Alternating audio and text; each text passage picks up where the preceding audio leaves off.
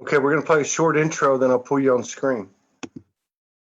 Just so we can share. Gives us time to share and let people come in.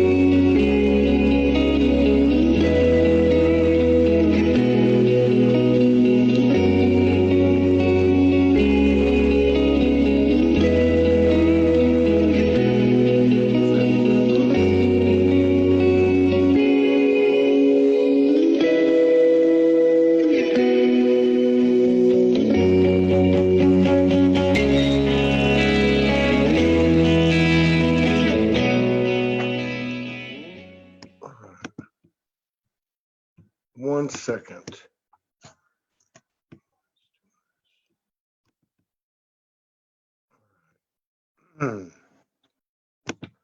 All right, how's it going, everybody? We're going to bring you Cosmic Love up. Let's see, here we go.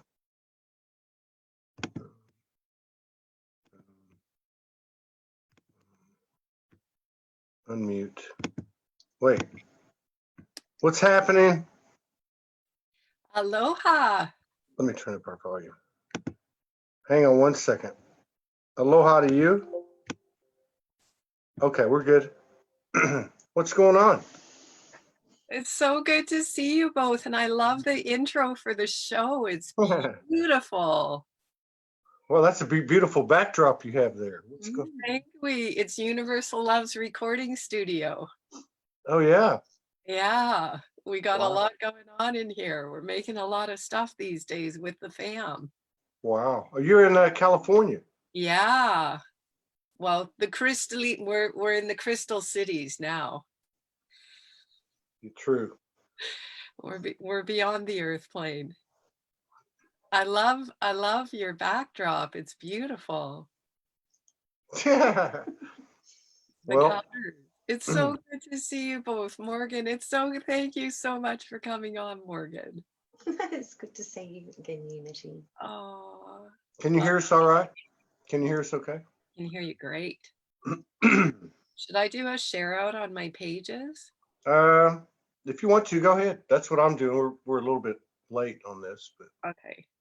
if you want to, Yeah. you want to share out? Sure. Yeah. Give people a little more time. We got 67 people in the house. Welcome, everybody.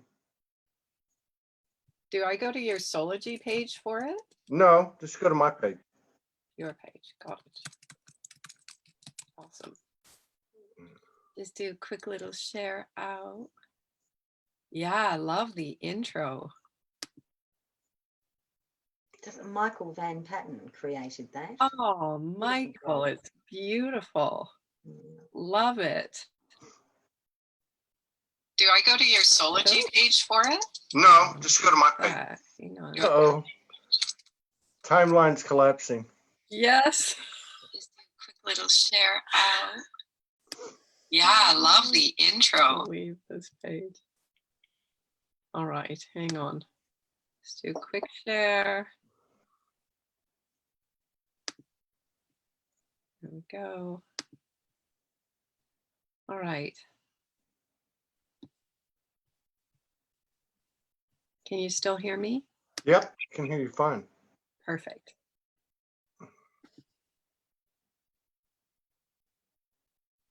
There we go. That's good.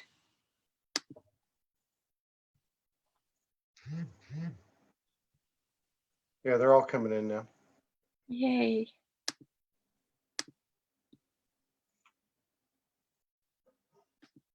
Pod's in the house. There we go. Yay. So the ball's in your court. Oh. I know. You and Morgan had a conversation, right? We did.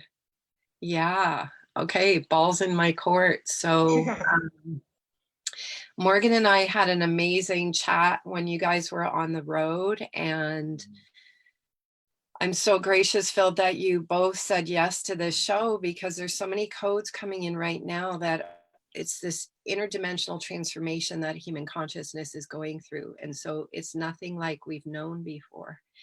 And in this transformation, it's very significant when we're having interdimensional or multidimensional experiences to share them with everyone so that others can understand what's happening. It validates the experiences that they're having, and they can go more into them rather than away from them, because we're not going to find out about this on the mainstream news. And the reason that we have been creating our social media networks up until now is for this moment of transition, because this is called transfiguration. And this goes back to the Cathars and the Essenes and the sacred knowledge from the mystery schools, which really weren't mystery at all. But now we're not reinventing the wheel, but we are being exposed again to the truth of who we are through the light bodies coming in. And so the experiences that we're having, it's very significant to share them with others so that others can go more into these experiences as well and realize this is where we place our focus. And there's an amazing woman who, I've been posting all of her blogs recently, Patricia Cota-Robles. And Patricia has been on this Christ conscious teachings for, like decades and decades. And to witness her reflection and what she's saying in her vlogs is exactly what the guidance is saying. We are going through transfiguration, which is the birthing of our light body, our solar crystalline light body, a complete transfiguration of the vehicle that our consciousness is in. So when Morgan was sharing the experiences that you've been having together, I was saying, please, can we go on together? Because there is nothing more important now than to share this with the collective, so the collective can pull themselves out of any distractions, any mainstream news, and come into the birthing of our birthright, which is our light bodies, the rainbow light body, and it's happening en masse. So that's why when Morgan reached out and said that you guys were going to have Wi-Fi for a week, I was saying, this is what we need to be sharing now. And so I would pass the ball over to you in your court, because Morgan was sharing some amazing things. And what I was saying is that I have the capacity to take some of the experiences that you're sharing and bring them into our mechanical understanding of what physical ascension really is. Yeah. So we don't have to be shy about the experiences, and we don't have to hide them anymore. In fact, we should be on TED Talks and mainstream stages. Yeah. Sharing what's going on. True. Yeah, we had another one two nights ago after y'all talked, which was another one. Well, we would love to hear about it. Yeah. So my 3D memory is not intact. So do you remember how did it start, or what episode was that? I don't remember. Well, that was the last episode, which was 2 nights ago. We've probably since the beginning of the year been instructed to say a specific sentence that allows both of us to consciously feel our light bodies leaving our bodies. And it's interesting because the 3D human mind is there and can also experience what's going on. But the light bodies, if we say, I surrender all current 3D programming and set the intention to go to the highest frequency possible, as soon as we both say that, an energy of our light bodies leaves our body and we can both feel it and shoots up. So this has been going on for a while, but our light bodies are doing different things. There's a lot of dimensional sex going on there as well. But 2 nights ago, we said those words. I surrender all current 3D programming and set my intention to raise to the highest frequency. We shot straight up. Interestingly, the humans are both still awake, you know, and observing all of this, I guess.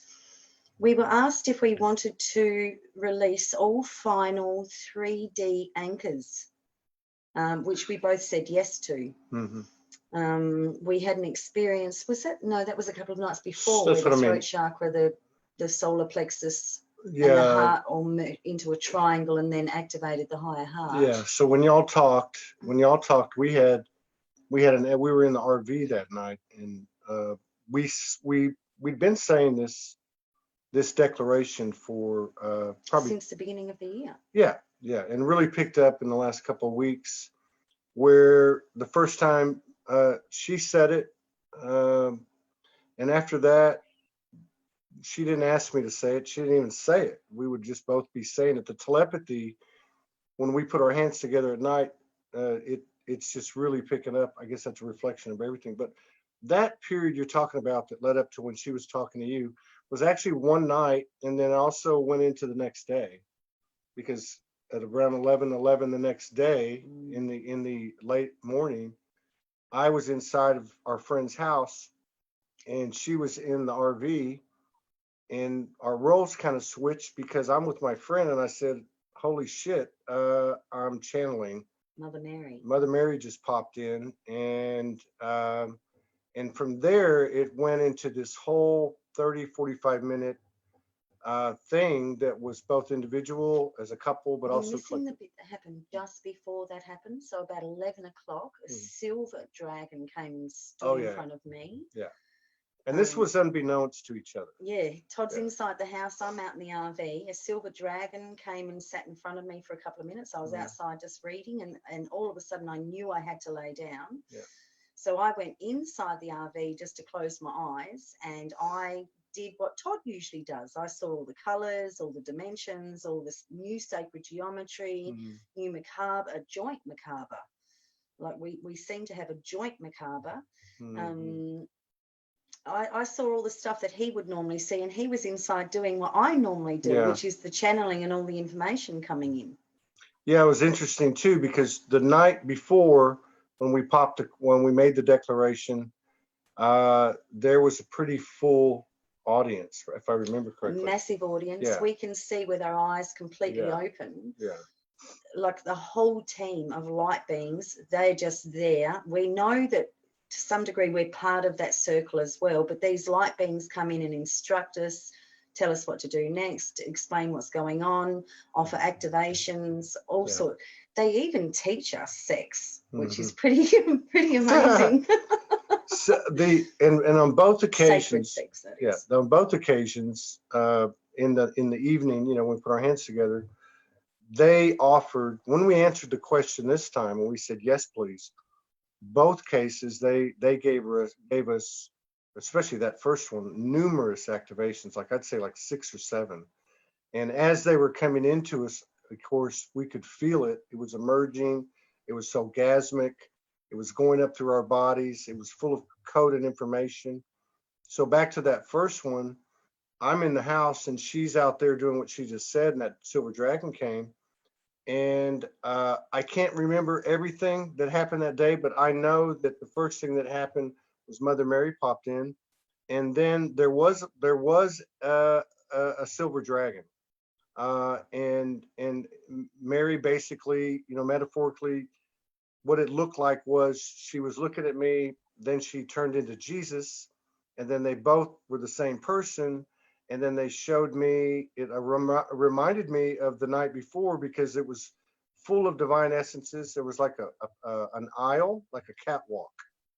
And at the end of the catwalk, all these essences were there. They opened it up. They were explaining that she was him and he was her, that everything was in that 0 point. Everything was brought to integration of polarities.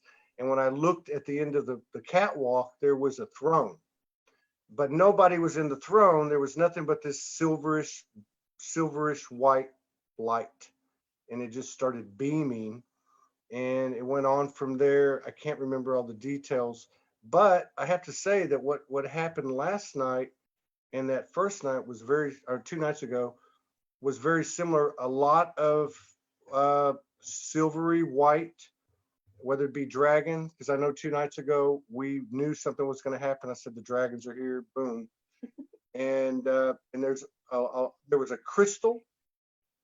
That first encounter, that first thing where I was in my friend's house, they took a crystal and they showed me that the solar and the higher heart and the throat formed like a triad and started spinning, and that these were coming together. And they explained to me that we'd reached a point where the lower chakras were now advantageous for us. In other words, they had totally cleared, and that now there was a clear channel there, and there was a clear channel, of course, from the higher chakras, which had already been there.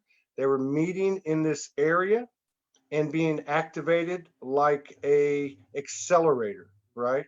And that everything was flowing cosmos to the earth. And I have to add too that 3 or 4 nights, which would have been about a week ago, she was processing a lot of stuff. I went into the RV. She usually handles everything on her own, and I do too for the most part. And I was instructed then by this team to start working on her chakras, right? Particularly her root chakra, which had this discoloration.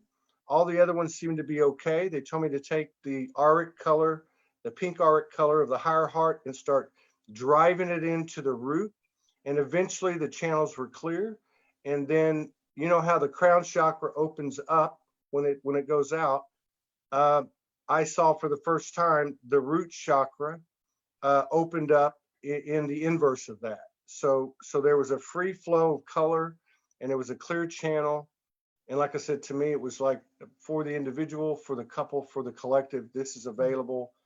And other than that, the only thing I would add to that is this thing that can't be overlooked is when we say we're willing to surrender any existing 3D, lower vibrational, however you want to put it, programs, behaviors, patterns, we're then, and we say yes, we're then asked, are you have now reached this point, are you ready to receive upgrades? And they're huge. But the other side of it too is the humans wake up, like this morning I woke up at 4:44 for like the 3rd or 4th night out of 5 nights, and I'm out here bewildered. I had these lucid dreams where I was totally, they're really going off right now, where I was really letting go in explicit detail with my children. I was having conversations with them. There was no animosity or acrimony. It was just, I got to let you go. And it was kind of weird, it was kind of weird. And it hit us today for a moment. Like, wow, why do we feel like we're going to get sick and nauseated? And, so that's all I can remember right now. Did I leave anything out? Is anything? Unity. Yeah. Oh, this is so profound. And once again, so gracious filled to do this sharing, because this is where we need to be now for the monad that is ascending. So confirmation from many different channels that I personally have followed through the years, which is that, as we've been saying, the 12-12-12 was closing of the heavens gate. And from 12-12-12 to 12-21, we were doing that final processing.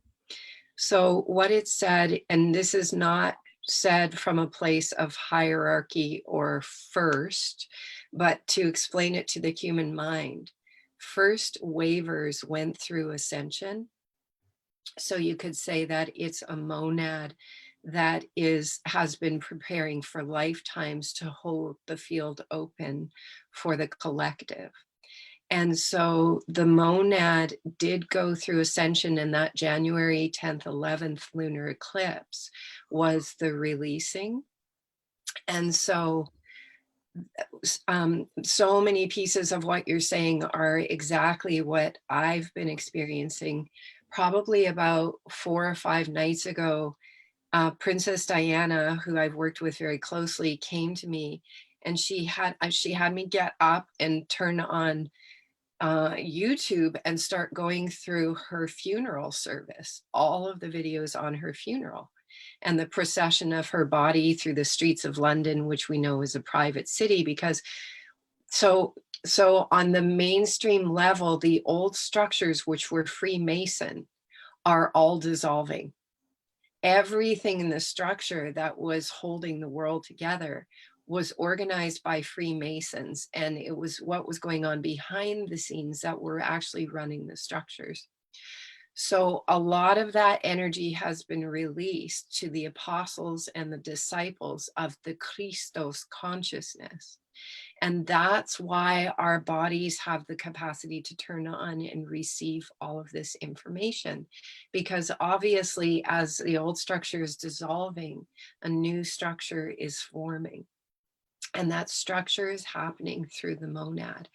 So I sat with Diana, and she was like, just like my whole body felt like it was being opened up to receive, because we've always shared all these codes together since she came to me in 2016. And I felt like this whole room was lighting up, and all of these codes of the feminine Christos, because that's what she was carrying, were coming in. And then I was guided to rest and had this super lucid dream. And it was all white, like you're saying. We were up in the high heavens, and we were in this room, and some of the walls were just like white light, and then some of the parts of the room had no walls at all. And we were just up in the sky, in the heavens. And there was like a group of us there, and it wasn't a very big group. And the guidance said we were preparing for a Thanksgiving dinner. And we were kind of like disorganized. We weren't exactly sure what was going on, but we were bringing like our offerings to the kitchen and this room. And we were all just like sort of trying to get our bearings. And then one of my dear friends, who I've worked with very closely in the unwinding of the human DNA, Rock, he was in the dream with me, and he said he had to go down. He had to go visit a friend. And I looked down, and the guidance said that our monad is now firmly anchored in the seven heavens. And then I looked down from the room we were in, and it was down into all these valleys, and there was light infusing the neural networks of the human consciousness, but there was still like this dark, shadowy element that was paired with it. And I guess that was just duality. And the guidance said that there was still so much suffering in the 9 underworlds. So for us to stay as a monad in the 7 heavens and keep going.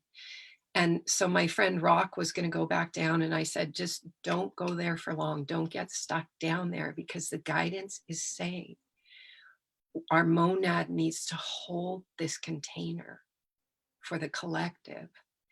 And so the interdimensional experiences, the sacred sex that you're being guided through, this is why I was guided in April to take the name Cosmic Love.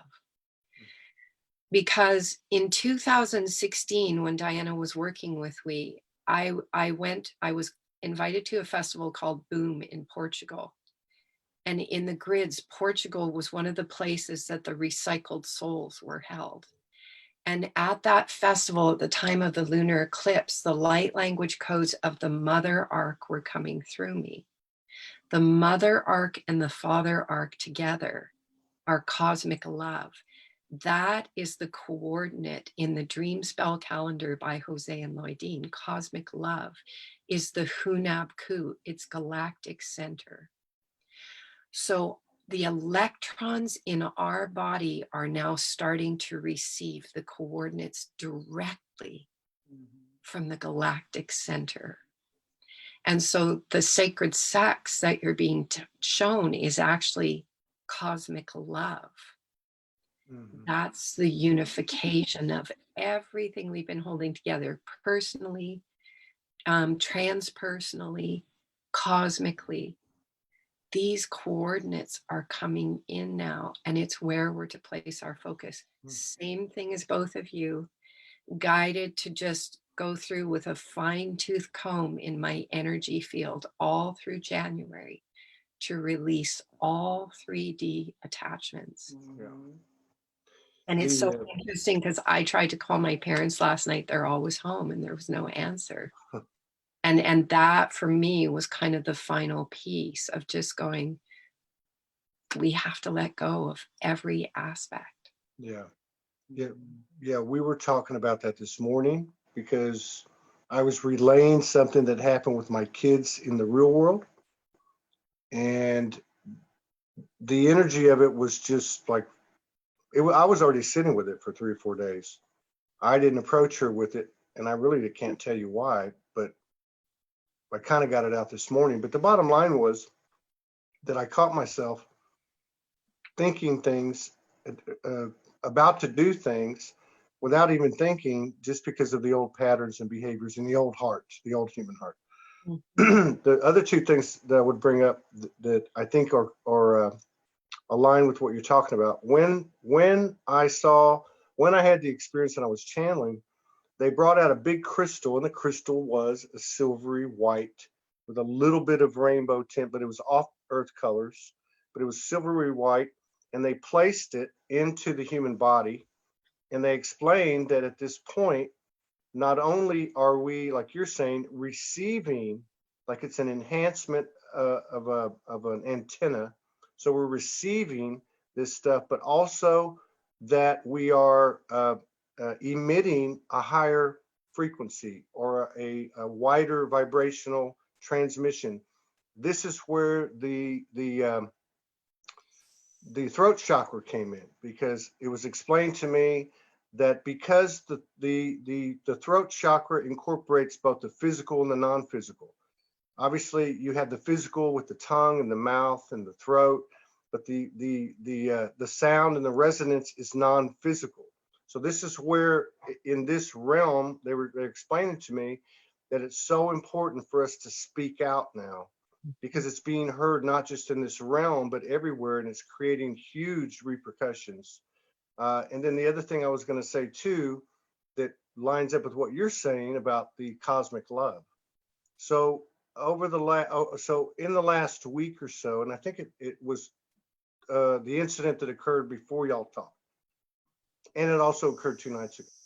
For the first time, I saw the room fill up, and I could see all the cosmic cellular of Morgan and Todd.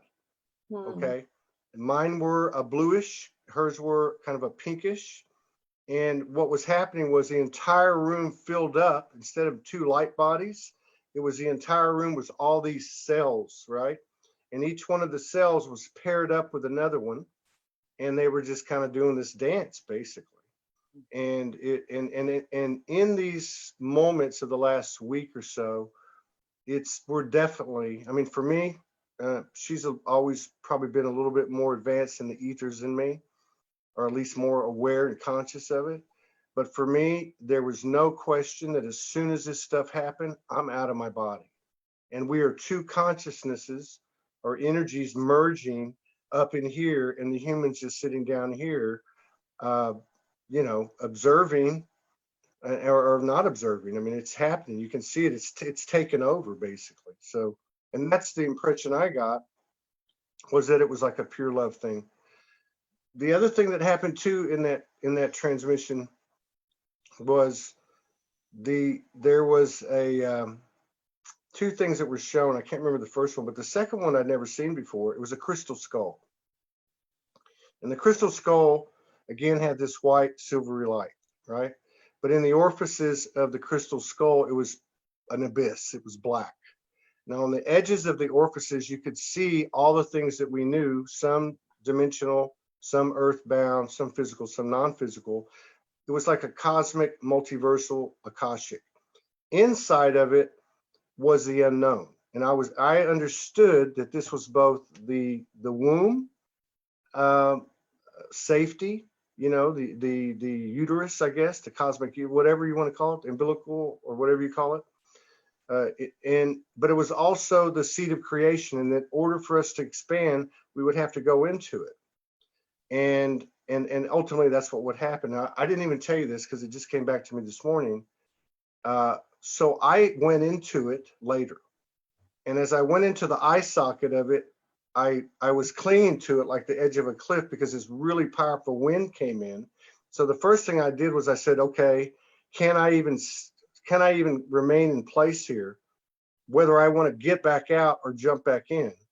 And then this whole thing started, and it all had to do with creation. It all had to do with furthering creation, and I guess furthering the sacred sexuality, which is like the mini micro of the sacred union energy. What do you got? Do you want to say something more again?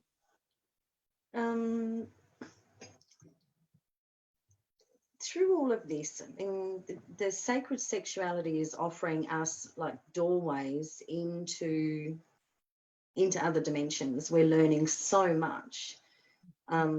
We're not actually doing very much of physical sexuality in any way, shape or form, but we're learning so much. I mean, we're learning, you know, that the whole thrusting energy of the masculine that was being presented to the feminine, like, is not actually how it's meant to occur.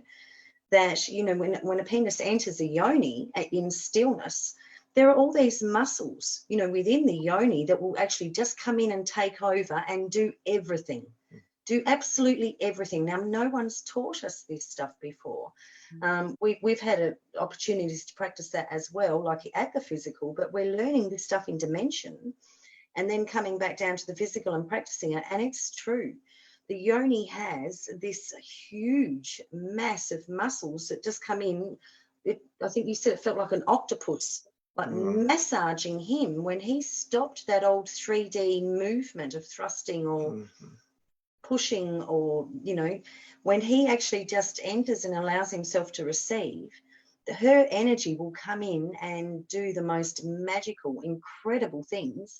And we've been learning all that in dimension. And then, you know, we're at the point now where we're lucky enough to like start practicing it at the physical. So there's so many layers to this stuff that we're learning, like not only all the dimensional stuff, all the activations. We've been, the whole month really, we've been, every time we connect, we're being given the opportunity to really release and transform like all old 3D anchors and attachments. It's just been a phenomenal, it's an incredible time. How many nights we've been here? 2? This place? Yeah. I think 2 nights. So I know it was here. I thought this happened 2 nights ago. I can't get the time. It's like every couple of nights we have massive experiences again. So it's hard to like try to separate them all and remember. But you remember, so when we got here, so this is another part of, I don't even know if the right word is sacred sexuality, right? So, and we've had stuff like this happen in the past year, but something's really ramped up. So when we got here 2 days ago, she lay down and slept for 3 hours. And I just was laying next to her and I was just putting my hands on her, right? But it wasn't the human, right? I'm human, but I mean, it was the higher knowing. Now, she was cognizant as far as I know, and I've been with her quite a bit. Sometimes she's half in dimension and half human, or half 80% up there and 20% down here. She doesn't always remember everything. And I'm telling you, for almost 2 hours, I ran my hands over, and there was nothing, you know, with your typical sexual moves. There was no penetration. There was no things that you would think were normal. There were countless portals that I was shown on her body just through my fingertips. I was shown all these different things. I saw again, and I forgot to tell you, I saw light language on her skin again. And I was given information about the feminine and about sacred union, the sacred union frequency as the ultimate pure consciousness basic denominator, right? And how that the sacred sexuality in the physicality is taking this to another level. In other words, it's incorporating the non-physical and the physical, bringing pure love consciousness into the living moment, basically. But that was really, now when she got up, I said, wow, that was great. She's like, what happened? So it's not, and that even happens when we lay down at night too sometimes, because I might start snoring or she might start, and these things go on for 2-3 hours. But I notice that when I fall into sleep, if you want to call it that, I'm still conscious. And I can even hear myself if I start to snore, and I'll come back and forth, because the whole time, the primary consciousness or awareness is what's happening with these light bodies, to include her light body getting up while I'm looking at her, in the physical, and coming over and,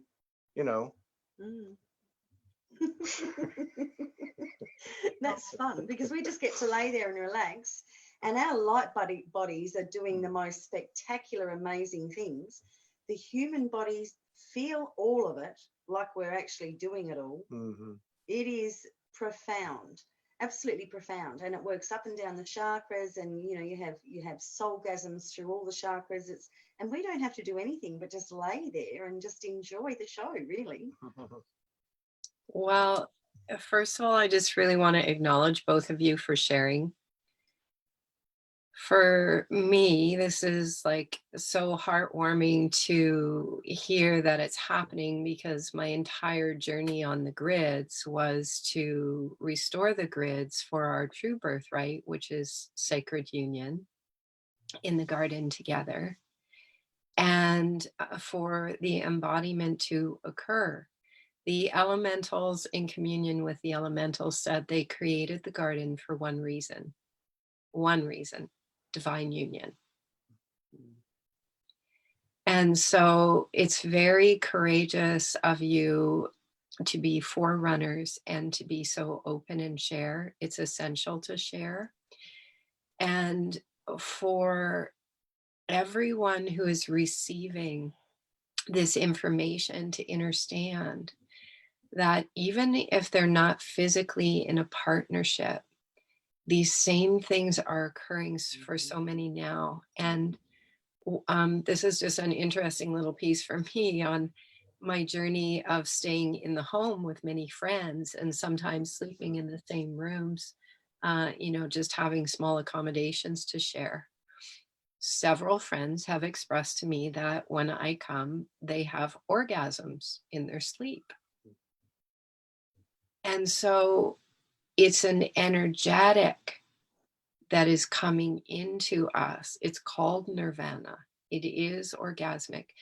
The physical bodies are being turned on through our true birthright of how it's actually meant to feel to live in an avatar.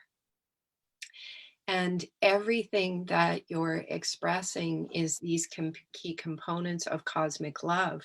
So the piece that you're speaking about with the yoni, when the cosmic energies started to come through me when I was doing Earth Tantra, and when I was intimate with a partner, I would always say, if you can just surrender into this with me, something much greater is going to come through us and take us over. That's the cosmic love. That's the cosmic Tantra.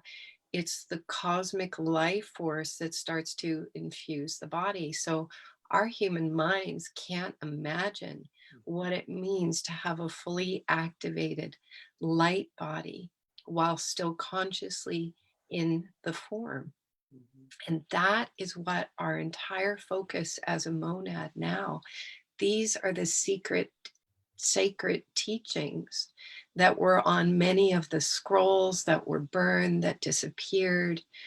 Our complete focus, the guidance always said, as the divine union partnerships started to come in, everyone would look at them and their aura would be so profound that people would go, that's what I want, and drop everything else. So what you're stewarding is the enlightenment of humanity through love. And this is the shortcut. It's why Gaia woke so many grid workers up, because Gaia Sophia is choosing an orgasm herself. Mm. And so through us in partnerships, whether we're physically together or not, these components and mergings are coming in. And the Merkaba that you're seeing yourself in, when I was shown the Merkaba in 2015, and I fell off my bike and broke my pelvis, and all this cosmic information came in simultaneously. And the guidance said my pelvis had to break the seal to release the codes of the cosmic mother to come through my voice to help guide humanity through the shift. This is it. This is why I invited all three of us to start sharing like this. And so when I fell, the guidance also said my 9-arc Merkaba was being activated and connected into the 9-arc Merkaba of the earth. So the Merkaba that you're seeing, what I say is that Richard Rudd showed us how to complete our personal blueprint. Those blueprints for partnerships are just like the jump point into this 9-arc Merkaba, which has always been there, which is where our consciousness in twin ray unions has always been existing, and it's pulling us there. The monad uplifts our physical bodies into the Atma. So we can imagine it's like a light ship above us. And as we unify the codes within us, we are physically being elevated to higher and higher dimensions. And that's why it's also the guidance is saying responsibility to do what Todd said, use our DOF and share the information liberally, because these are the pieces that will have the collective drop everything else and go, let's return to the true sacred teachings. The cosmic Kundalini comes through. When the transmissions would come through in intimacy from my own personal experience, the guidance would come through and say to the masculine, at this moment, inner stand, you're about to invoke the divine cosmic mother in. You're no longer making love with a woman or a human just. You're now making love with the cosmos. And that's graduation. That's a response from creation to say that you did your work as a human to merge all the duality back to neutrality, to bring everything home to love. This is the book of John, the book of love. Mm-hmm. We have very much done that. We followed specific instruction first on shadow work within self, and then specific instruction on understanding how to do it within a relationship. For example, we're very, very opposite in most ways. Anything that I ever saw him doing, I would immediately think, well, I would never do that. That can't be mine. And then my higher self would say, he is your divine masculine. Own everything as your own. So I started doing the shadow work again on what I was perceiving outside of myself from my own divine masculine. And from that point, everything got easier and easier and easier. We very, very rarely argue. We very rarely argue because we're both. I was talking to someone this morning. I said, my personal responsibility is to myself, firstly, and secondly to the relationship. And Todd can look after himself. And Todd's number one responsibility is to himself, and second responsibility is to the relationship. And I'm big enough and ugly enough to look after myself. So we've been given very specific instruction, like to get to this point. Once we became responsible for our own shadow work, and then we became responsible for the shadow work within the union, then very quickly, and I think it's been going on a couple of years now, we started having these incredible dimensional experiences. We had practiced Helios Gamos for a couple of years before that. But, following that specific instruction and finding ways not to finger point.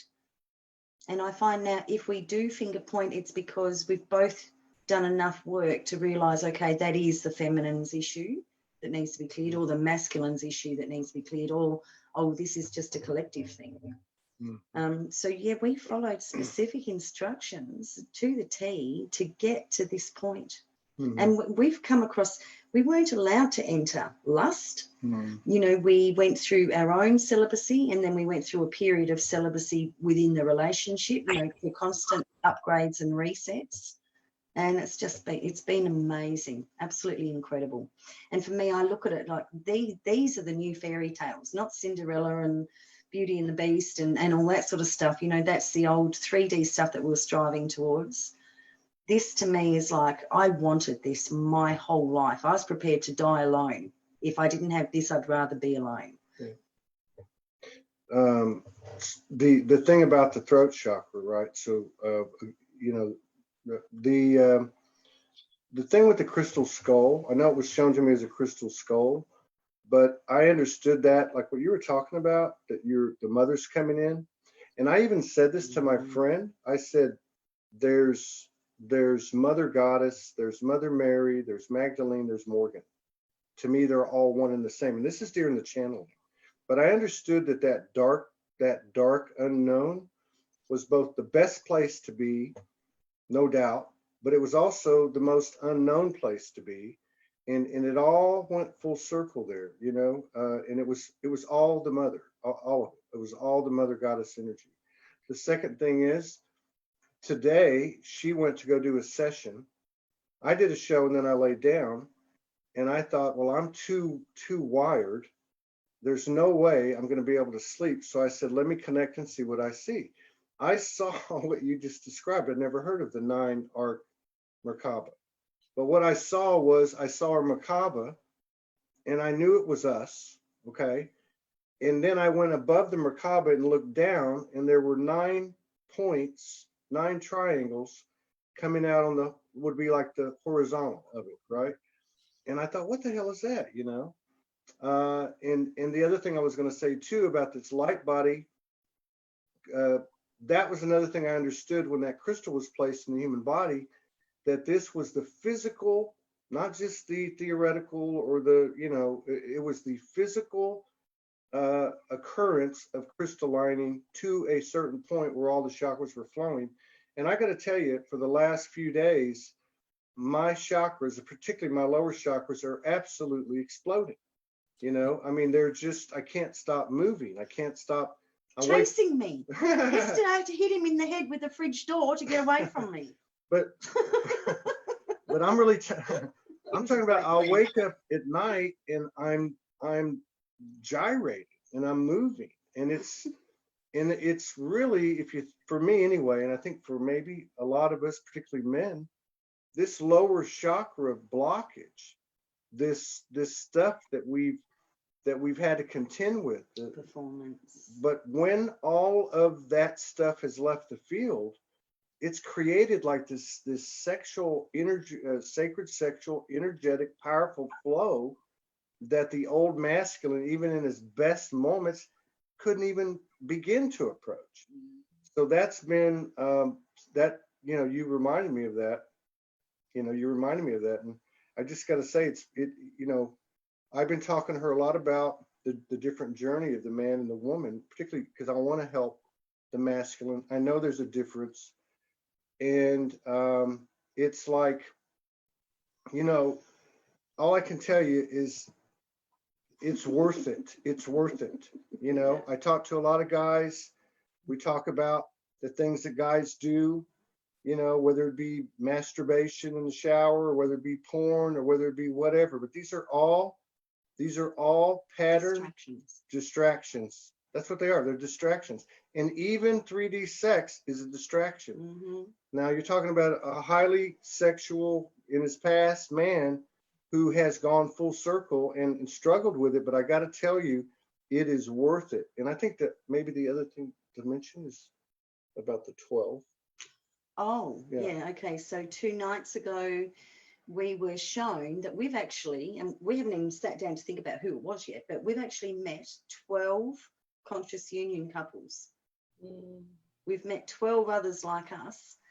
And in meeting those 12, like it created, I guess, 26 people or 13 couples that we all, you know, as we did that, or each other 12 couples we meet, I don't know, it's very hard to explain because we're only on day 2 and it usually takes my brain 4 or 5 days to catch up. But we hit what they told us was a rose gold frequency. And that rose gold frequency was us as a couple on the grid that had fully activated.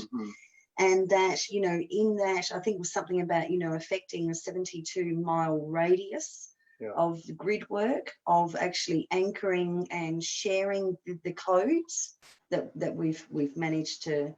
Oh, I don't mean to sound egotistical or whatever. I'm just sharing what we were told, and we don't think we're special or anything from it or any hierarchy. But it was exciting to think that we've actually met 12 other couples like us, that the codes were shared, and that somehow it's activated a rose gold something or other on the grid. And that was another. Probably knows about that. This was another very good example of the telepathy, because this was been 2 nights ago. So we had just left our friend's place where there was another couple. They were carrying the codes. It was you know, and so we came over here. It started. We both knew, you know, we laid down and boom, here come the, you know. But then the message came in, and it was centered on the number 12, and that we had now been in the you know, the same proximity as 12 others. Were you ready? Are you now ready? Or you're now ready, or we're going to give you the next elevation, the next expansion.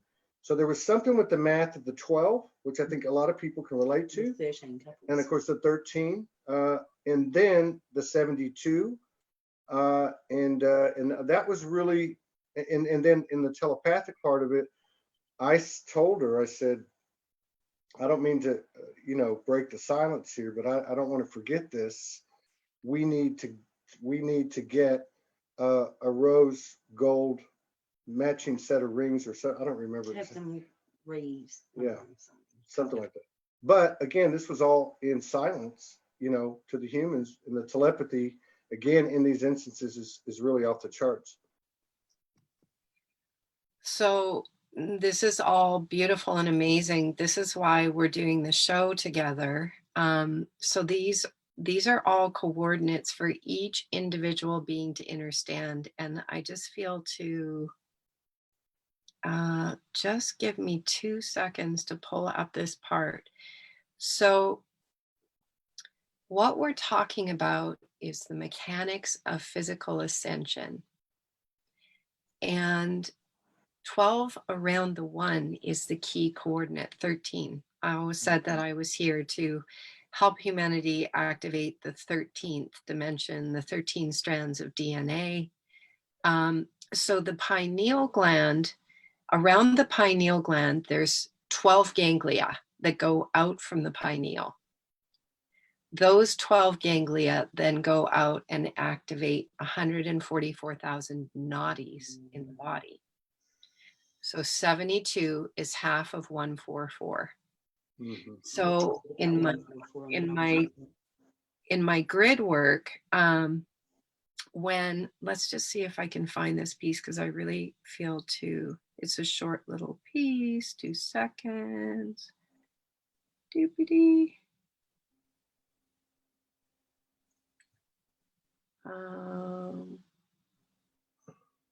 Where is it? Okay, I'll have to look for it later. In June of 2016, I woke up on Salt Spring Island and the guidance said you need to be on a plane tomorrow to Kauai. This is going to connect a lot of pieces. You need to be on a plane to Kauai. On the new moon, humanity is going to reach critical mass. This was June of 2016. For 2 years on Love Streams and podcasts, the guidance said, keep telling the people, we have the opportunity to crash 7 generations of timelines. We have the opportunity to reach critical mass. It was through the rose quartz beds on the planet.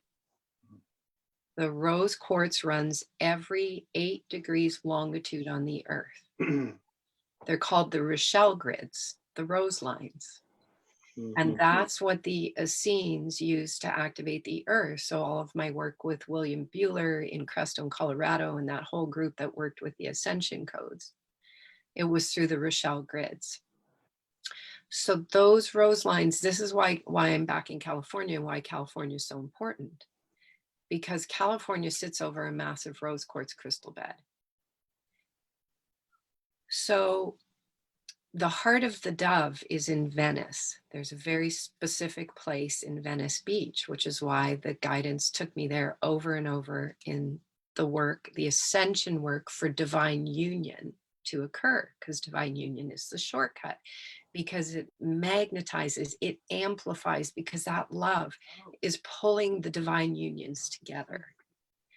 The love that's pulling the union together to dissolve the veils is more powerful than any force in the universe, because this is power versus force, true love.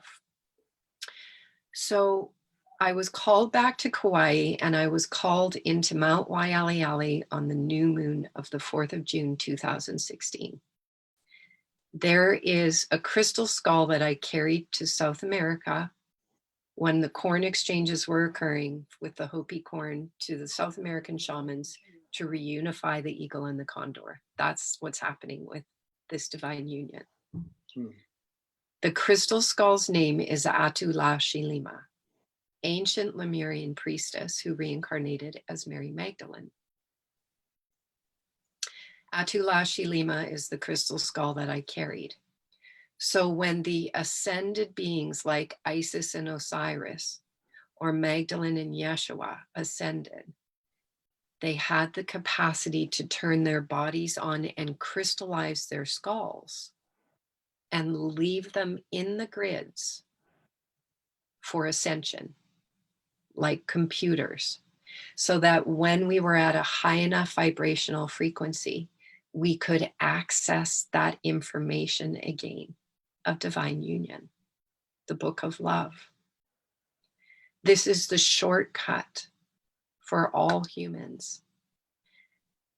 So when I went into the valley where it is said that Atula Shilima crystallized and left her skull on Kauai, and this is why you were in Kauai and you were so close to Mount Waialeale, because her crystal skull was sending out the true commandments, so to speak, sending out the coordinates of divine union. When I went in on the 4th of June with my friend's son, I closed my eyes in the river and the guidance took me into the mountain, and 72 councils of light came in and said they were downloading the coordinates to my head. A massive pillar of light. My friend's son went, "Oh my God, there's this pillar of light," and he photographed it.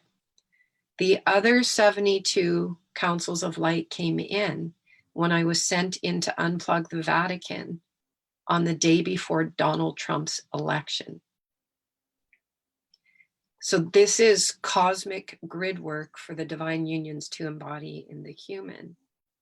This is the codes that you're receiving and the coordinates of divine ascension. So now that we've done it on a galactic, cosmic, physical, earthly scale to set up the grids, Soulogy, which represents the causal body of humanity. This is why the codes are coming into you together. 12 around the one is the pineal with the 12 ganglia that stem out. This is why it was so important to talk today, to say that the transmission could bring the coordinates to understand the mechanics of what you're holding, so that there's no shame, there's no embarrassment, there's no hiding. There's the deep understanding of the Gnostic wisdom, and that it is now being passed to you in a way to verbalize it to humanity so that others can rise in divine union love together. Yeah. I was in Venice Beach 10 years ago, almost to the day, January 2010. Todd's got photos of me where my head actually changed into a rainbow crystal skull. And the other thing too Yeah. is that we're getting lots and lots of calls or messages from other couples. It's almost like they know that they're this, but they're trying to get past the human 3D stuff to make the relationships easier. And we're finding it really easy to like, just do this, just do this. Here's the quick, like we know the answers. That sounds really egotistical, but we saw the couple that we just stayed with for a week. We could see where the break was and what needed to be done. She went straight to work, and within 24 hours, boom, like their whole relationship just came together. Yeah. And we were on a rose crystal beach. Really? So, yeah, we came to this conference, and this is the first time we've ever done a conference, and it's on a rose crystal quartz beach. Wow. And then of course Siesta Beach is right next to it, which is more widely known for that. And that's where we were the day of the night when this thing happened. And then she called you, the first time. So that day we were on the beach at a drum circle, with our feet in the rose crystal quartz. I mean, and of course, what you said about Kauai and Venice Beach. I mean, Wow. We've really noticed as we've actually been traveling around since 2017, when she'd come for a few, 10 weeks or whatever. We're doing a lot of backtracking. Yeah, we're going to a lot of places that we've been before. One or both of us have been before. We're going over it again. Yeah, Arkansas has been a big factor, and we all know that's like the purest crystal, from what I understand. And then the other thing we noticed too, like we were driving through Alabama to come down here, and we were on the main highway, the federal highway, and we got off to take a break, and I did a short video. There was a double rainbow. So we get back in the RV, and I turn on the GPS, and it didn't send me back to the highway. It sent me down this state highway, which we must have been on for an hour and a half. And in that time, there were cell towers. Our phones went out. We couldn't get reception. And at some point, I think when it was over, I said, we're just doing grid work. And she's like, yeah, I know.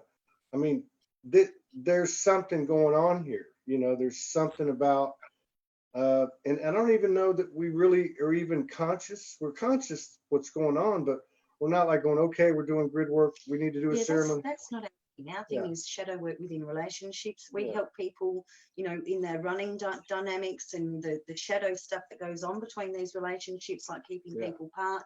We know we're doing grid work, but we don't tune into the details of it, but we feel it. Yeah. We can feel sick or like we feel it in our bodies. We know when we're going over specific grids and activating codes on them or whatever. Yeah. And that's where the consciousness of Gaia. Yeah. How close is that to Fort Lauderdale? It's 2.5 hours. Which I think we'll go to, because I was at Fort Lauderdale. I went to Venice Beach first, and then I went to New Orleans, and then I went to Fort Lauderdale. Yeah, and I did a show this morning with Tyler Ugalde, and he lives in Palm Beach, and we already knew we were going to be headed down that way. And I told him, and just the spontaneous, I said, we need to get together. Let's plan on doing something. That's right there, And 20 years ago, I was sent to that same place in my old career on the beach, to work-wise, and spent like 3 or 4 months there. This is just, you can't make this shift up. I mean, it's. We can sure enjoy putting the pieces together. Mm-hmm. What's that? I said we can enjoy putting the pieces together. Mm-hmm. Yeah. I have, in you saying this, I just reposted a picture recently of the crystal skull that is the surrogate for Atulashi Lima, who's in the mountains of Kauai. So the crystal skull that I carried is like a surrogate. And it was a picture of her on New Year's Eve on the beach in Fort Lauderdale.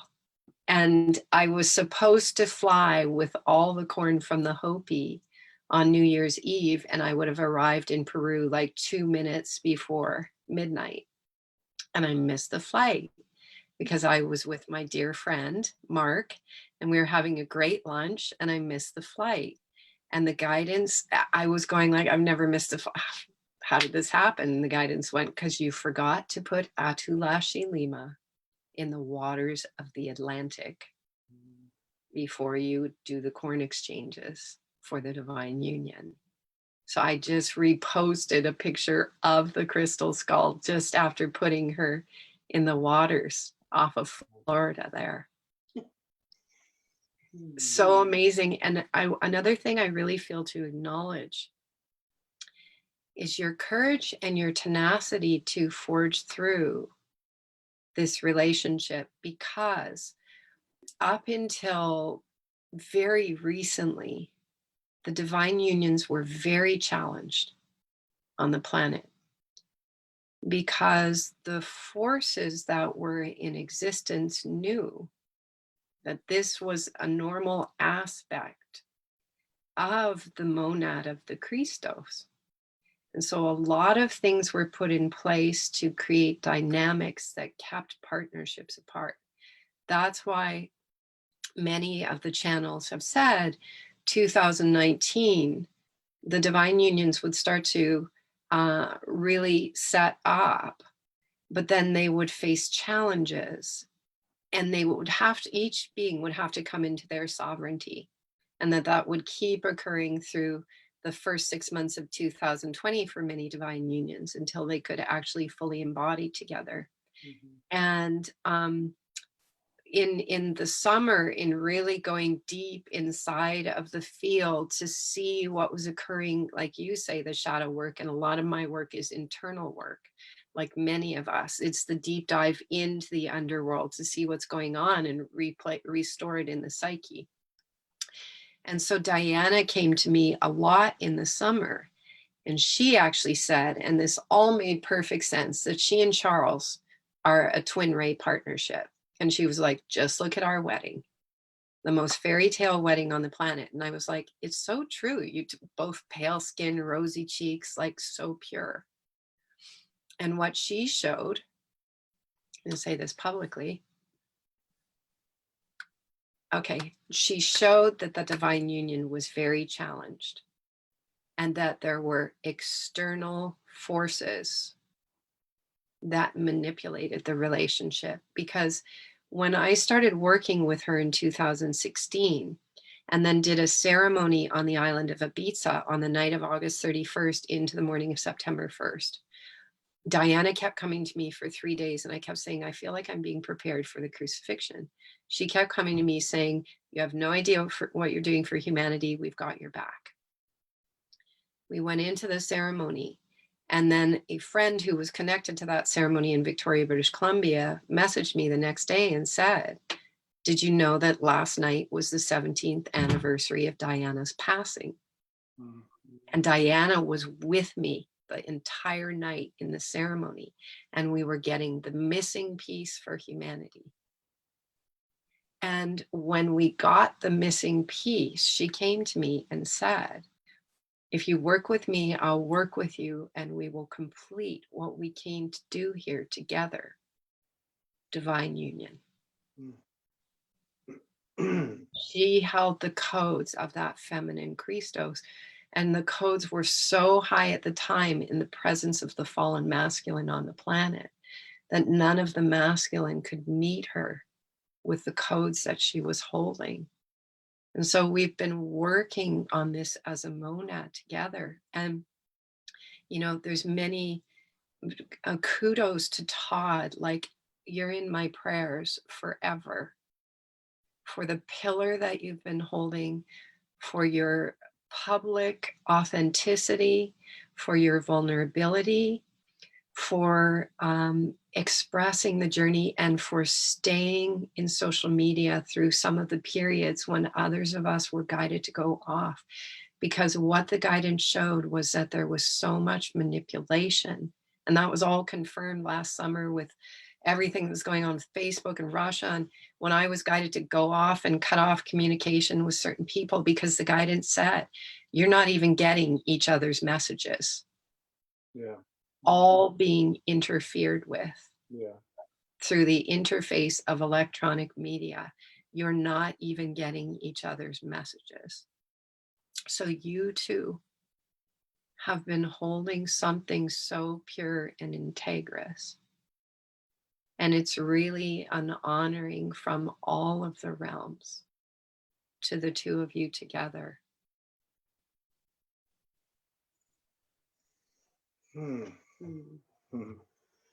Thank you. Believe me, we've had our challenges as well, though. I mean, it hasn't been easy. You know, we've only just recently got an RV, but we've had times we didn't know where we were going to sleep that night. We've eaten toasted sandwiches, you know, for 5 or 6 days in a row. We've come across all these challenges too, but I mean, the tools that were shared with us to like just keep clearing that stuff and keep, you know, coming back to faith and trust and it hasn't been easy. It hasn't been easy, but oh my gosh, it's been worth it. Yeah, just like this RV that was gifted to us for a month. You know, we left Northern California the morning we're leaving, and we get a message, and there's a picture of this RV on this message, and it said Todd and Morgan on the Soul Highway. And I read the message, and the lady says, I'd like to gift it, and For 1 month. For 1 month. And she says, and by the way, I don't know how you'd get here, but I'm in Fort Smith, Arkansas, which is where we were going, which we hadn't told anybody. So the synchronicities, such as you and this crystal skull, and I've never seen a skull before, and I didn't know she was on Fort Lauderdale, and we're headed that way, and you were there, and all those things. There's 2 things I want to mention, because you brought one of them up, and that was it can happen on the individual level. We have a beautiful friend that a lot of people know, Yvonne Bartholomew's in Tasmania. And we have, since last year, when we first started to have the more intense physicality in terms of the sacred sex experience, she would contact Morgan and say, hey, guess what happened to me last night? Alone. And so she just put out a post a few days ago talking about her whole journey, saying, I've been going through this alone. And so it is possible. There's, you know what I mean? I just wanted to say that. And the other thing I remember too, and I have to mention it because it has to be important, because it goes with the 12 and the 13 again. So when I went into that channel, there was 2 things shown. One was the skull, which was basically a place to go and sit in front of, to pull it in front of me or whoever, and sit in silence, basically. And then whatever would be offered would be offered. The second one were the dragons, which obviously are representing energies. Each one of them had a different color, and I'd seen them since Hawaii. Anyway, so they said, if you have a specific issue, then you can go to the dragon crew, basically. And the one that specializes in that particular virtue or whatever of the 12 will come to you. But there was also the 13th one was this white, I call it like a translucent, but it's a white silvery dragon. And so there was actually that aspect. And I think that has something to do with the math or the explanation of this being exposed to 12 couples. Now you level up, and then the math just continues. So there's something about that. And I think these numbers are important for us to be aware of. And so I thought that was important to share. And then also, if you're not with someone, you know, this can still happen. And we actually know more than one person that's doing it on their own. Definitely. We had 2 twin dragons merge with us in Yelm. So when was that? November? Yeah, November last year. Yeah. Who only told us a couple of nights ago, and the merge took 3 hours because they came in, they went through every chakra. We had multiple orgasms for every chakra that these dragons were merging with us. and stayed with us. And they told us the other night that they didn't actually leave, that they stayed with us through that time to help us through, like, the last few months, through the period of, you know, all the releasing and all the transformation that we've all had to be doing. Well, okay, there's another profound synchronicity. Silver dragon. Wow. So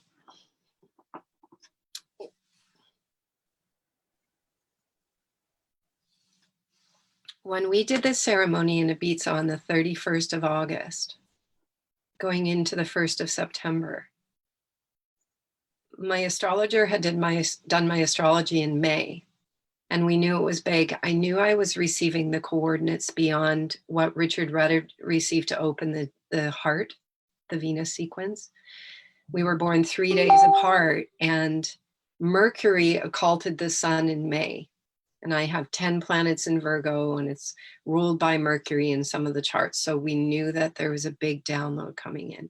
And she said, all 3 eclipses are going to land on your chart in August 17th, September 1st, and September 15th. They're all direct lands on your chart.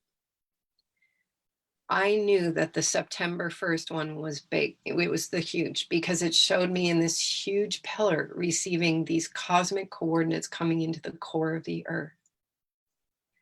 So the night we went into ceremony,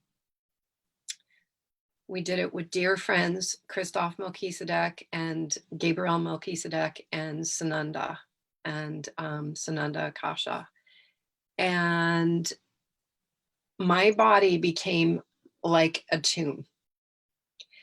And my spirit was like separated from the form, and it went into the underworld. And the whole night it was shown all the perversions of the underworld. They just kept coming to me and coming to me. And I was like, what am I supposed to do with this? And the guidance said, witness it, bless it, love it, release it.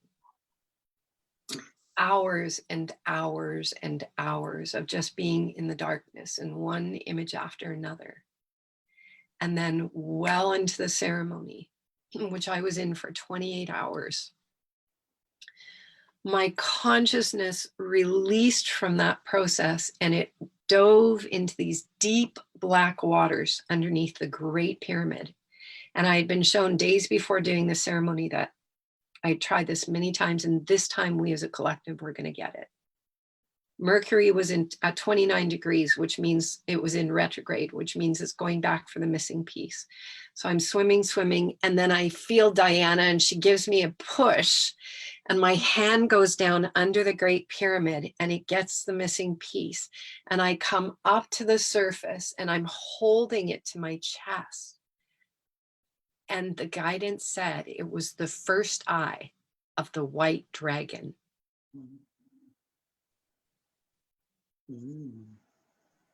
That's your silver white dragon right there.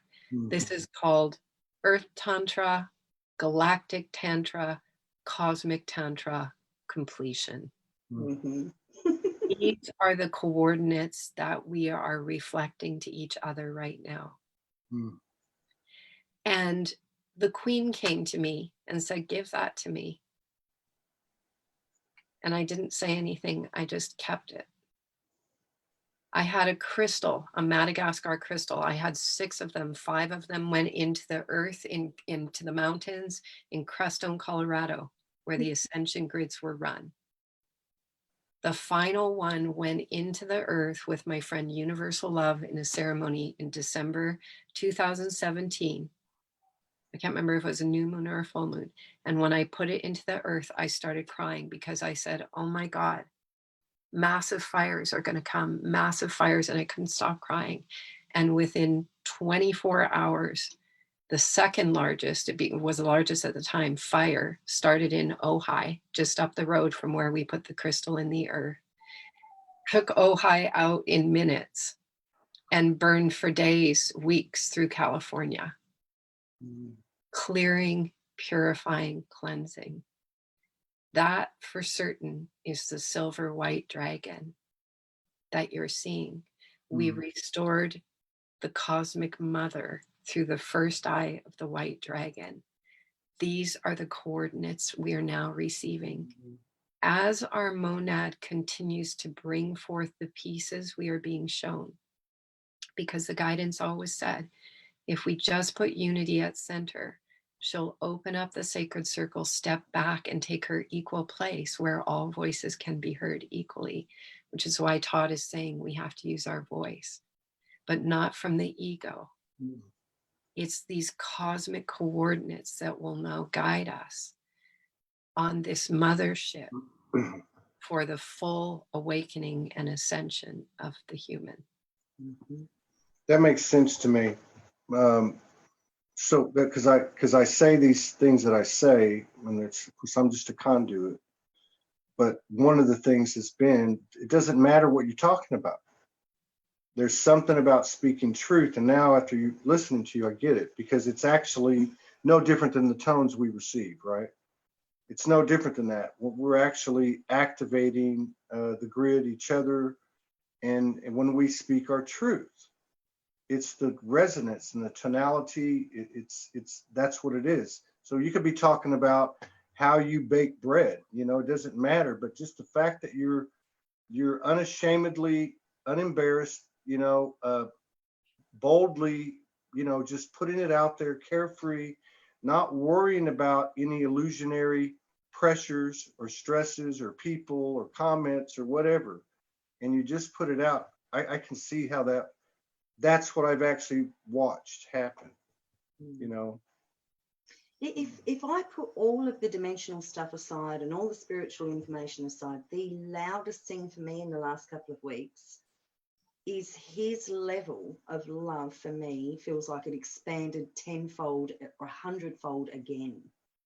Like literally, I nearly knocked him out yesterday with the fridge door to get him away from me, but I can feel his love is just so big. I hardly know what to do with it all. And that was that January 10th, 11th lunar eclipse was the full embodiment of the masculine Christos. It's divine union ascension, because all of the parts are here now. And that's the masculine heart opening up. And another piece to comment on, because Todd has mentioned the crystal. And so I've been guided to just keep doing love streams, just keep putting an emanation of love out there. And now what the love streams are moving into is just taking a few minutes every day with people to come into meditation and a morphogenic field. So one of the meditations that we did, universal love, I was like, we need the chestahedron and we need it moving. And he was so great in his studio. He just got it all together. The chestahedron is the geometry for us to focus on that is opening our solar crystalline light body. So I'll share some links in the notes of this, of the meditation that we did with the chestahedron spinning.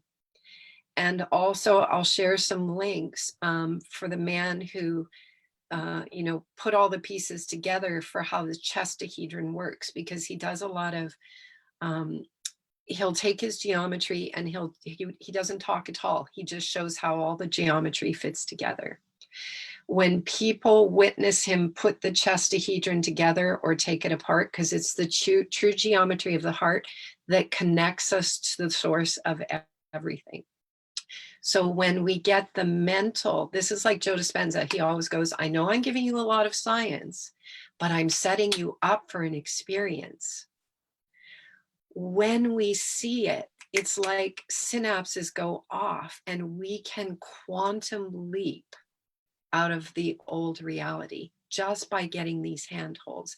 That crystal that Todd is referring to in his heart for certain is the solar crystalline light body, and at the core of it is this geometry. I've never liked the name chestahedron, but it is the geometry of these parts and how they fit together and how we unfold like a dragonfly. The dragonfly starts with a nymph larva and its wings are wrapped tightly in the thorax. And once it climbs up the stalk and the sun hits its body, the body begins to expand and the wings come from the inside out. That's what's happening to us with our solar light bodies, is the whole. And that's why if anyone has ever done plant ceremonies and they look at their friends and they go like, dude, now I see who you really are. Mhm. That's the awakening of the solar light bodies. That's why you're saying your human bodies are observing, but there's all this stuff going on with the light body. This is when we begin to actually see again the essence of what has really been present in these physical bodies. Mhm. And the masculine Christos is like in this. So the feminine energy has risen back into the masculine heart. Bill Bueller, with our synergy, always used to call it the dione couplet in the heart, and said that the feminine heart had 6 points, the masculine had 3. Coming together is the 9-arc Merkaba, because the heart field actually unifies into one cosmic heart. Mm. And that's what you're experiencing. And there's so much serotonin that starts flowing through the body. This is nirvana. Yeah. It's real. Your evidence is happening to many of us. We're in nirvanic states already in our bodies. To keep sharing these coordinates so that people know it's real, Yeah. and trust the experiences that they're having. Mm. Yeah. Who is this guy? Who's this gentleman that makes the?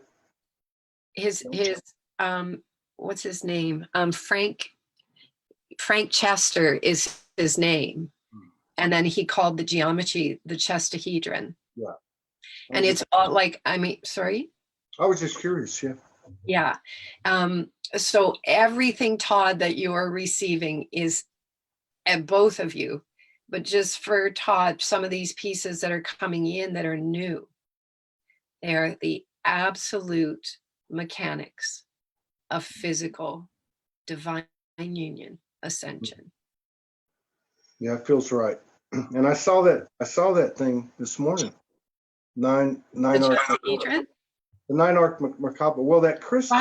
Right. The crystal that I was shown the other day, there was a thorough explanation, but the short of it was that the lower chakras, which to me was the masculine, and the higher chakras, which was already intact, had now been converted, and it was all congruent. And the word they used was the lower chakras would now be advantageous rather than too shadowed to be advantageous, basically. And then when I was instructed to do that work on her that night, I saw the same thing. I saw that that way the crown goes out like that. I saw the same thing happen with the root and the earth and the heavens, basically, where everything the term was accelerator. Everything, it was an accelerator. It was placed in. It was a physical thing. I remember them telling me that. So it follows along with exactly what you're saying. And Ciel Symphonique, I noticed he just placed the YouTube video in the chat there. Okay, cool. So for Frank, so there's another thing to say about this, which is, as we're evolving as a collective, programmed in the genes, that there's 9 initiations. The 8th and 9th initiations go beyond human and beyond the earth. That's where we're now ascending. And in the mentioning of the crown, this is a really significant piece, because one of the earth ceremonies that we did through November 21st, 22nd, had to do with burning a $1 bill, a Canadian $1 bill. It was an old, we don't have $1 bills anymore. And it was to liberate that aspect of the consciousness. So the crown, North America is a crown corporation. The crown, the Freemasons, the Knights Templars, and so we're just going to talk a little bit about dynamics here right now. There was a private city called London, the Vatican, and Washington, D.C. They were actually, Washington, D.C. has been controlled by the Crown, which is the Knights Templars or Freemasons that created the church in London. The Knights Templars church is called the Crown. In the ceremony that we did with the $1 bill and then giving it back to the earth, the guidance said, now dissolve the authority of the Crown on the plant, mineral, and elemental kingdom. What the guidance showed was that that was liberating everything in physicality that has been under the rule of that external authoritarian. And that's why the physical bodies now are able to receive these codes. And of course, the ceremonies are just following the guidance. It's all in neutrality. It's the liberation of everyone from their part, their role in a play, because the actual minerals and elementals of our body have been bound by these old roles that we were playing. And what the guidance is showing is that the crown is now being released off the head of our physical avatars forever. And that's this streaming pillar of the cosmic Akash. When the living library was shown to me in 2013, and the guidance said, my life's work on the planet was to open the pillars to the cosmic Akash, it comes through the divine unions. Because as the divine unions merge the Dione couplet of the heart through the heavens, they become a cosmic pillar of that energy, and it transforms the entire external reality and every atom in consciousness, every electron, everything is being restored to purity and wholeness. And so that's what's coming through you. And that's why the cosmic energy is just going to keep flowing and exponentiating on every level of your being. That's good. It's fun. That's for sure. This was good. This was good. Yeah, this was good. Good idea. Any final things you feel to share from your experiences that might be helpful for people to trust or to help open partnerships up? What I felt was maybe inviting you to bring in an invocation for people that are calling in these unions to help clear the field for anything that might be distracting or interrupting, or as you were sharing that you've been helping couples do.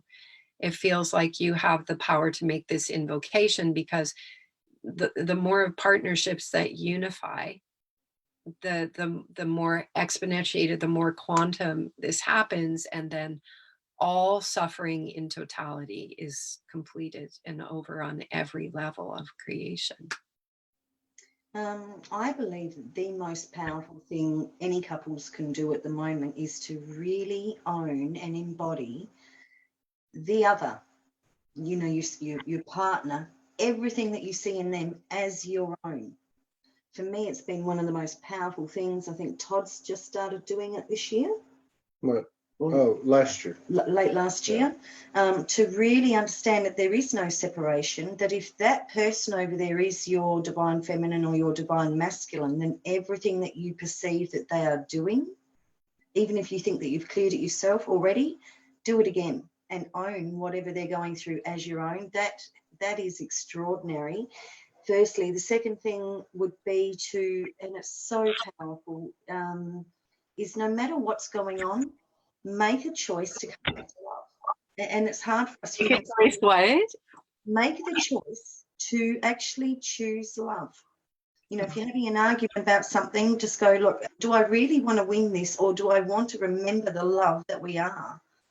If there's old programming there getting in the way, you might have to do some shadow work or, reprogram yourself. But just that simple choice to go, I know that looks real. I know I'm feeling pissed off at the moment, but I'm actually going to choose to bring myself back to a state of love. And it works. It really helps. Yeah. And the other thing that we've done a lot of, you know, as a side thing of Mother Goddess, we're in trouble, please help us. And she always does. Yeah. With a big stick. Sometimes.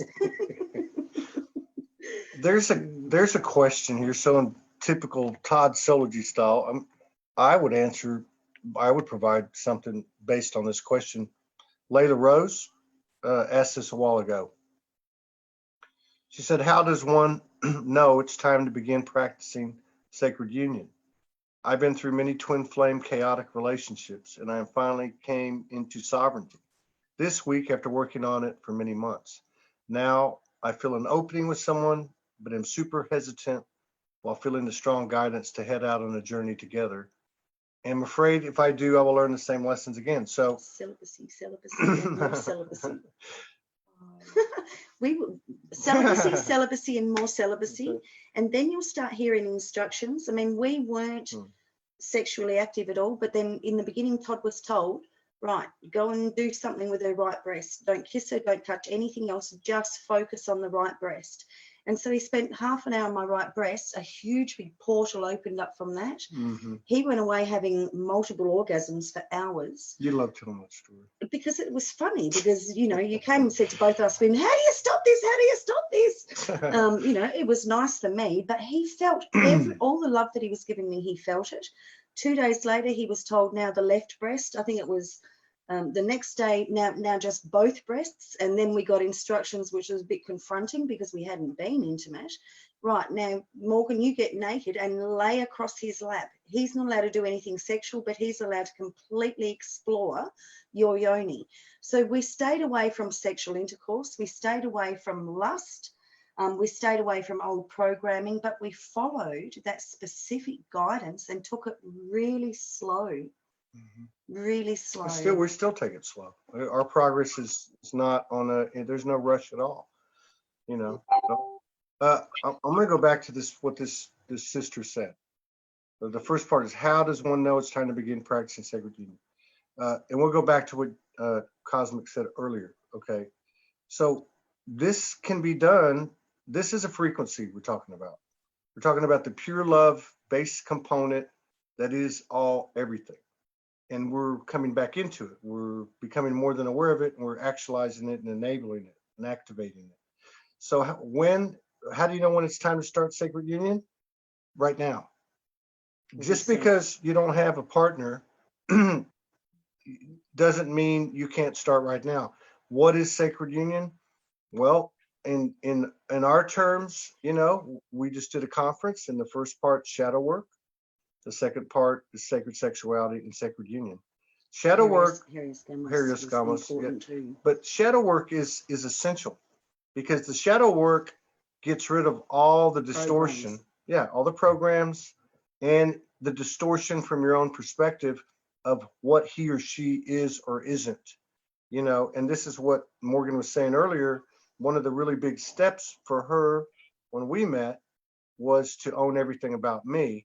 And then, like I said, or she said earlier, sometime last year in the fall, I started using it, and our relationship just elevated dramatically from there. And it hasn't stopped.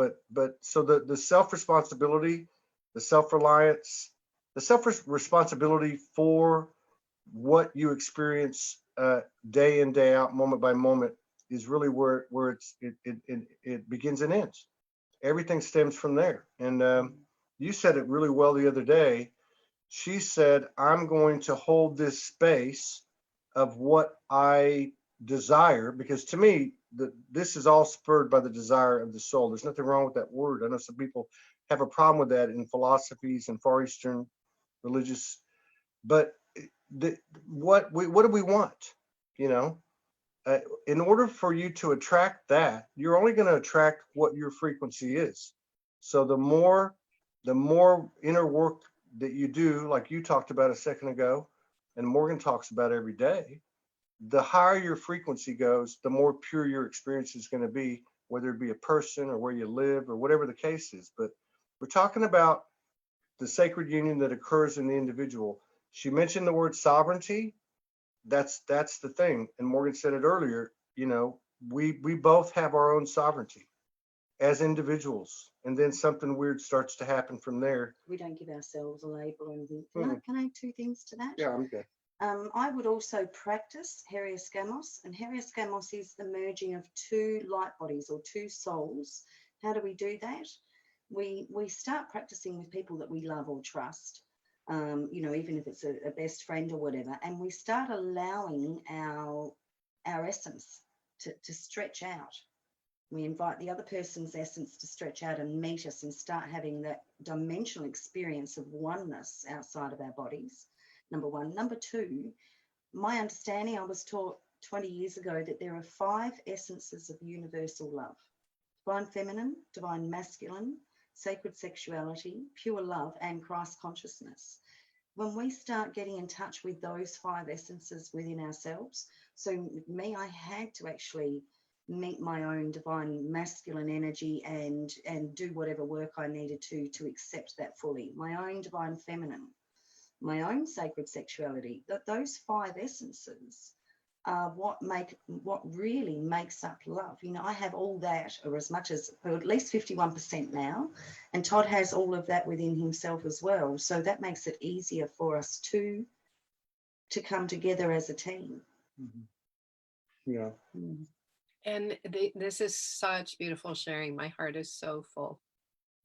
Also, I would add communion, communication, and transparency. Yeah. Don't run from communication. What I always say is don't run from it, run to it. Whatever the trigger is, don't run from it, run to it, because in the wound is the medicine. Mm. And like Morgan said earlier, would we rather be right or, you know, happy? Would our dreams coming true? So if it is a partnership where the communication is being held off, personally, I think that's a red flag. Because communication together, facing each other, holding hands, going into it, we can have spaciousness. But when the spaciousness is so far apart, that might be a sign that there's not the capacity to work through it. One of the things in November, I was staying with dear friends, and there was a lot of Tantra teachings going on in the house. And it was so beautiful how we all just kept holding each other's hands and going into the places we were afraid to go, even if they seemed like subtle places, subtle programs. We just kept like facing each other and going, okay, let's go into this. Let's not let that little scorpion tail, because, you know, we can have that little scorpion tail that has us like flee from the very thing that we want the most. And transparency is the part of the 55th gene. The 55th gene is the new earth, and coded in the genes before we move into divine union is the transparency piece. And we actually become physically transparent, because this is true intimacy. And Richard Rudd says this is the beginning of true romance on the planet, because true romance comes through true connection, true intimacy, when there's nothing left that we're hiding beneath the surface that is not the truth of who we are, called a program. Mm. So those are the pieces that I feel to add. Can I add one thing to that? Yeah. We actually work opposite. If there's a problem, we tend not to communicate. And we've got 2 things that we'll do. The first thing we'll do is we'll both go into our own space and look to self to see, how did I create this? And when we both do it, it's usually, you know, hours later or sometimes a couple of days later, it's cleared and nothing had to be said. And then we'll have like almost like a business meeting about, oh, what about that? And this is what I was thinking. And then I learned this about myself. Or if we're really in trouble, we will sit opposite each other, hands touching, no communication, and just maintain eye contact until it shifts. We actually are leaning more towards no communication, because most of the communication is coming from the wounded self, old programs anyway. So we actually work opposite. It's funny because this actually happened to us when we went to this conference. Mm. So we obviously been traveling, and we're all dealing with the same energies. Tired. Yeah, whatever the reason was. But we arrived on Thursday night, and our energies went like that. So we go into Friday, and we We've visited. got to meet everyone for, talk about being a divine conscious couple. Yeah. We couldn't even look at each other. Yeah. So I walked into the hotel room because I'd been out walking, and she was in the room, and I came in the room, and I said, do you want to lay next to each other and put our hands together, or do you want to put our hands like this and face each other? Because I knew she would want to do one or the other, and she said, well, let's face each other. Well, we sat there for 45 minutes, and this is the new stuff. Everything just got cleared, and we just returned to divine, pure love, and we've never had to discuss it. Well, let me ask you: is that not a communication? Yeah, that's communication. That means don't run. It's still a communication, and when you come back together later and discuss it, that's still a communication. Communication is key. No matter how you define it, do not run away from communication, whether it's holding hands and looking into each other's eyes, or coming back together later like you're doing the business notes, like you said. Yeah. Otherwise, there's nothing to hold it together. The partnerships can fly off into the ethers. To me, that's communication. Yeah. It's like, you know what, you can look at what we did in November. Just look at each other, face each other. You can look at it a lot like an individual's shadow work, right? So when the shadow comes, like you said a minute ago, don't run from it, run to it, right? Because there's going to be something great on the other side. So you can look at it that way. It's the same type of energy. It's a shadow. It was a shadow on that Thursday night when we came in. Something happened, boom, doesn't matter. And she says it all the time. Sometimes it's you, sometimes it's me, and sometimes it's just the energy. So it really doesn't even matter. But that's a good point. And so the point being is face it, really. Face it. Stay together in some form of communication, however we define it. Yeah. Because when we hold that presence, whether it's hand holding or speaking, and yes, we don't need to go into deep processing, agreed, in talking. Yeah. But when we hold it, what the guidance has been showing is it's like, I put out my hand, you put out yours. We hold our hands at center while all that stuff spins off and the singularity opens. Yeah. Yeah. Right on. So I'm glad it's nice to expand on that together. Yeah. To say that it's not that old form of communication, but just staying. No, in fact, even in our daily life, there's just, we talk, but there's no small talk. I mean, it's just, sometimes we don't say anything for 2, 3, 4 hours, There's no, what's wrong? Is there something wrong? Are you okay? There's none of that. So this is what he was talking about, I think, when he said the new romance or the new intimacy, whatever. The transparency, though, it only makes sense because we're all 100,000% telepathic. This is what we're moving into. Exactly. So why the hell hide anything? Nothing can be hidden. And so that's the reward of it. That's part of the reward of it. Exactly. Exactly. Yeah. Well, thank you so much. Thank you, Unity. Look forward again to further collaborations, and we look forward again to see you in the flesh again. Very cool. I don't know where. I'm sure it's going to be on some rose quartz crystal grid. California. Come to California. We're really not in California. We're in the Crystal Temple now. Right. You take care. I love you both. We thank you both for just your transparency. It's so significant. It's so important. It opens the way for so many. So just thank you both so much. We all love you so much. Thank you very much. So good to be Thank you, together. everybody. Thank you, everybody. Mwah. All right. We'll see you later. Blessings. Aloha. Aloha. Take care.